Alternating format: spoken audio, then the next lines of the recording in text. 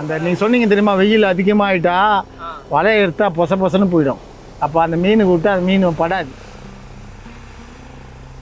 எனக்கு கொஞ்சம் அப்படியே என்ன சொல்கிறது, மூச்சுலாம் வாங்குற மாதிரி இருக்குது. இந்த வெயில் என்னால் சமாளிக்க முடியல. இல்லை வெயில் தான் ரொம்ப இதுவாக இருக்குது, நம்ம உடம்பு செட் ஆகாது அப்படின்னாக்கா நைட் டைமில் சாயந்தரத்துக்கு மேலே வண்டி ஓட்டி நைட்டு ஃபுல்லாக ஓட்டுறது.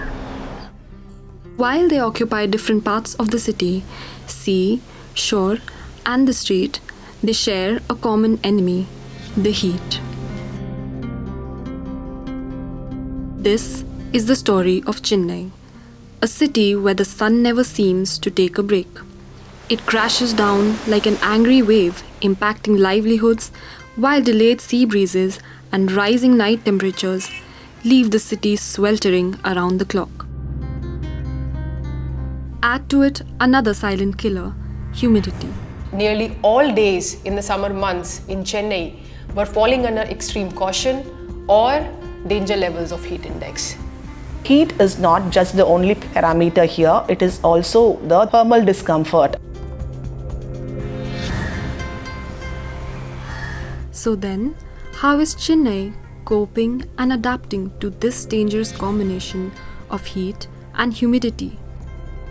In this episode of Urban Heatscapes, we will take a closer look at how Chennai's population, especially the coastal communities, are adjusting to these scorching and perspiring summers.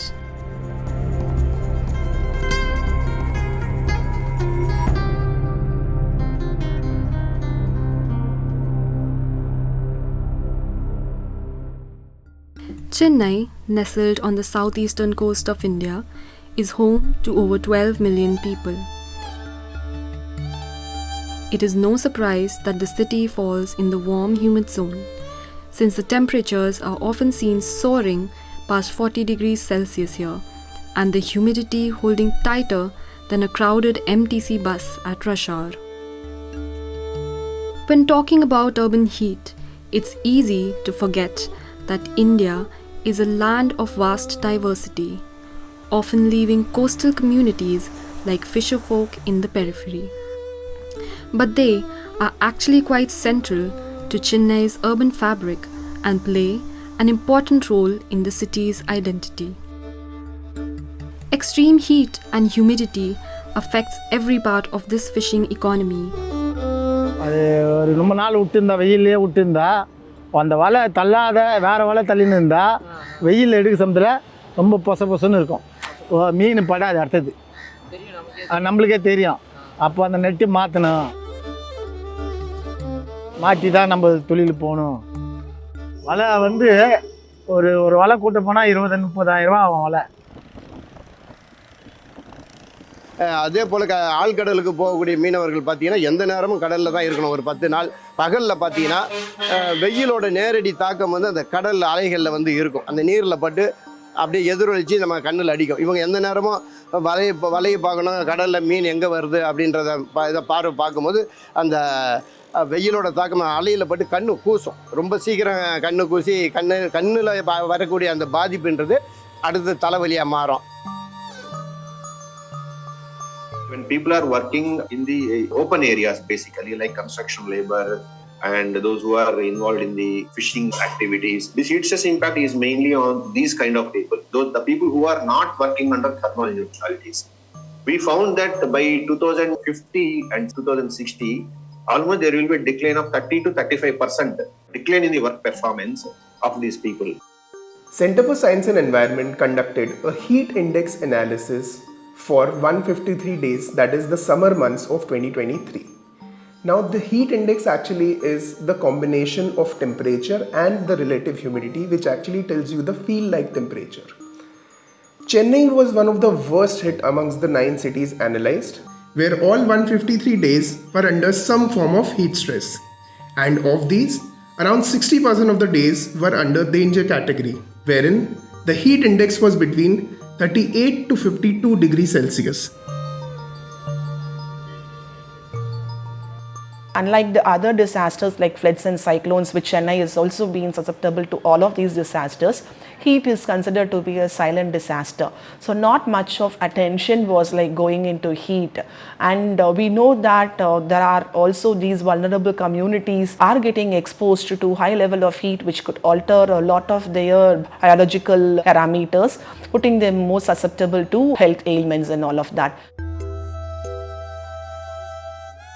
While the sea brings in the day's catch, it's the women who carry it into the city by working long hours in open markets with little to no shade. They endure a heat that clings to the skin and refuses to let go. ஓலைங்கல்ல பந்தல் போட்டுருந்தோம், அது வேற ஸ்ட்ரெயிட்டாக வர்ற காற்று வரும், அந்த அளவுக்கு எங்களுக்கு வெயில் தெரில. அங்கே வந்து ஒரு 30-40 வருஷமாக வியாபாரம் பண்ணாங்க, அந்த அளவுக்கு எங்களுக்கு தெரியல, அந்த அளவுக்கு எங்களுக்கு இந்த மாதிரி நோய் வந்ததும் கிடையாது. ஆனால் இங்கே ரொம்ப மோசம், இந்த வெப்பமே நம்மளுக்கு முடியல. அடி வெப்பமோ மேல் வெப்பமோ இருந்தால் மீனுங்க எப்படி இருக்கும்? In coastal cities like Chennai, where the humidity levels are already high, the air traps more water vapor. It holds more water vapor. When there is more water vapor in the air, it gets heated up faster. The temperatures rise faster. It's a greenhouse gas after all. Now, this combination of water vapor and air temperature, when they go up, creates a vicious cycle and contribute a lot of heat stress for the city. So this chart has now been categorized into 4 different colors based on the heat stress levels. The yellow here represents the caution days, orange goes for extreme caution, pink goes for danger and red goes for extreme danger.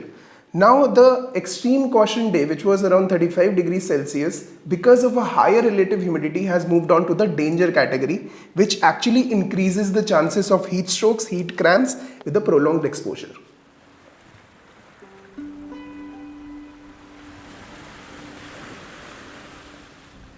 Chennai's sea breeze has long been a natural air conditioner, offering relief from the city's heat. During the summer months, large-scale weather systems are absent in this region, and the only forcing is by the sea breeze circulation. The heat stress over Chennai is very high during the afternoon time when compared to the daytime. Because in the daytime, there may be respite because of the onset of sea breeze for some time. The westerlies which come from the west side, so they obstruct the sea breeze conditions. Like when the sea breeze comes from Bay of Bengal, these westerlies, they obstruct them, so that what will happen is the land sea thermal contrast will be affected. ஆனால் இப்போ சமீபமாக பார்த்தீங்கன்னா இங்கே இருக்கக்கூடிய கட்டமைப்புகளும் இங்கே இருக்கக்கூடிய கட்டிடங்களோட அம்சங்கள்லாம் பார்த்தீங்கன்னா அதாவது 10 அடுக்கு 15 அடுக்குன்னு கடற்கரையிலே கட்டி வச்சிடுறாங்க. When you talk about the sea breeze, is a fetch distance, which means that how much the sea breeze can travel over the land, basically. So if you construct the high-rise buildings near to the coast, so what will happen is the people who are living in little away from this sea coast, they cannot experience the sea breeze, because the sea breeze which comes from the sea, it will be halted by these high-rise buildings.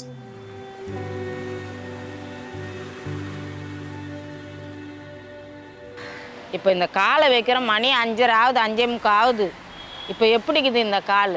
அவ்வளோ ஹெவியாக சுடுது. இன்னும் நம்ம கீழே உட்காந்தா இந்த அடி வவுரெல்லாம் புண்ணாயிடும். இந்த வெப்பம் போக போக என்ன ஆகும், நம்மளுக்கு வயிறெல்லாம் புண்ணாயிடும், நோய் வரும். Also, when it comes to the city particularly, what will happen is you have a lot of vehicular exhaust and many things. So like mostly the vehicular exhaust is the black carbon aerosols, we call them as black carbon aerosols. So they have the tendency of absorbing the solar radiation. So once they absorb the solar radiation, they become warm and they warm the surrounding regions also. We find that the built area environment had subsequently increased because of the push factor, because of urbanization and the industrial requirement. So with that background, having the built area increasing in the recent past decades, the urban heat island effect has become a more significant concern for Chennai. Chennai has seen a 70.3% expansion in urban areas, mainly towards the suburban periphery between 1991 and 2016. This means that the city's streets are the only haven for the sea breeze to circulate.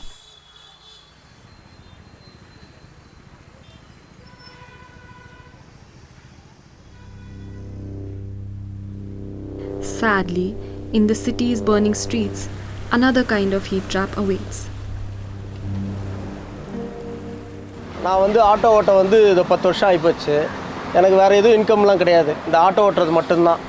அந்த வெயில் டைமில் ரொம்ப கஷ்டமாக தான் இருக்கும், வேறு வழி இல்லை. இந்த மாதிரி இடம்லாம் பார்த்து உட்காந்து ரிலாக்ஸேஷன் ஆகிட்டு அடுத்தது வண்டி ஓட்டுவோம். இல்லை வெயில் தான் ரொம்ப இதுவாக இருக்குது, நம்ம உடம்பு செட் ஆகாது அப்படின்னாக்கா நைட் டைமில் சாயந்தரத்துக்கு மேலே வண்டி ஓட்டி நைட்டு ஃபுல்லாக ஓட்டுறது. ஒன்று வெயிலில் கஷ்டப்படணும், இல்லை நைட்டு கண்ணு முழிச்சு கஷ்டப்படணும், இப்படி தான் இருக்குதே தவிர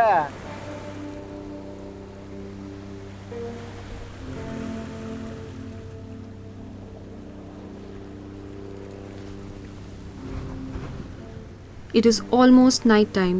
The sun goes down beyond the city's horizon, but the heat still hovers around the city. The urban heat island effect assessment had revealed that the nighttime temperature of Chennai is higher, and I think it's roughly about 1.5 degrees, significantly increased from in the last 1 or 2 decades. Over the past 20 years, nighttime temperatures in Tamil Nadu have risen sharply, with a 59% increase in areas recording nights between 24 to 26 degrees Celsius. Chennai stands out, recording the highest nighttime change in land surface temperature. From 2001 to 2023, average nighttime temperatures rose by 1.5 degrees Celsius from 23 degrees to 24.5 degrees Celsius.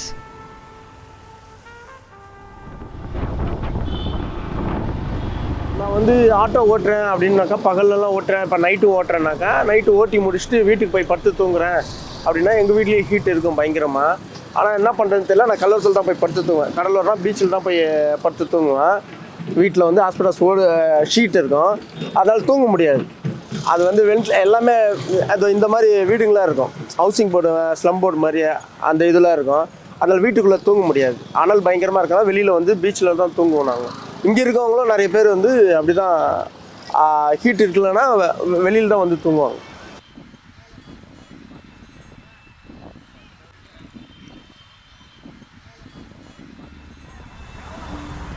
As open land turns into concrete and buildings, heat gets trapped during the day and slowly released into the night air, raising temperatures long after the sun sets.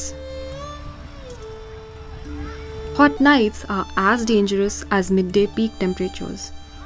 People get little chance to recover from daytime heat slaughter if temperatures remain high overnight, exerting prolonged stress on the body. A study published in the Lancet Planetary Health noted that the risk of death from excessively hot nights would increase nearly 6-fold between 2016 and 2100.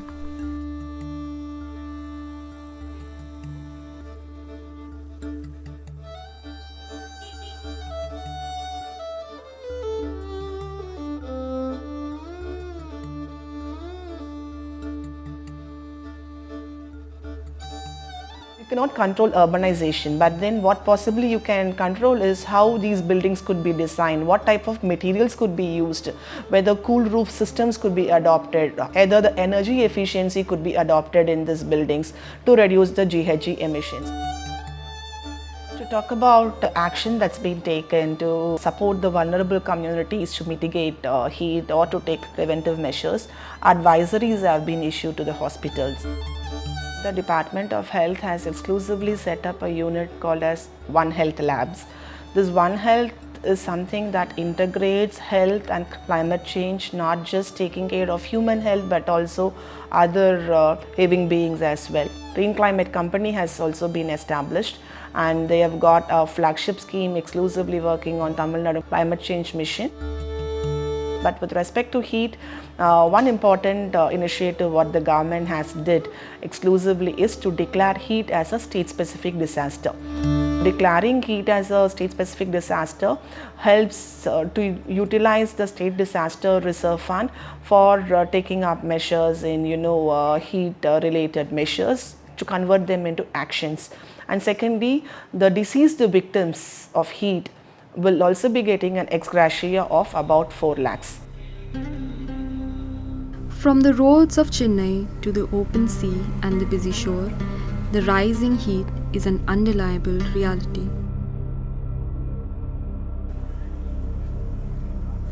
As Chennai's summer scorches, the city returns to its lifeline, the sea. Fisherfolk, families, and workers gather looking for solace in the breeze and waves. But we have to ask, who's protecting the people on the shore, under the tin roof? And what kind of city are we building if it leaves so many behind in the heat?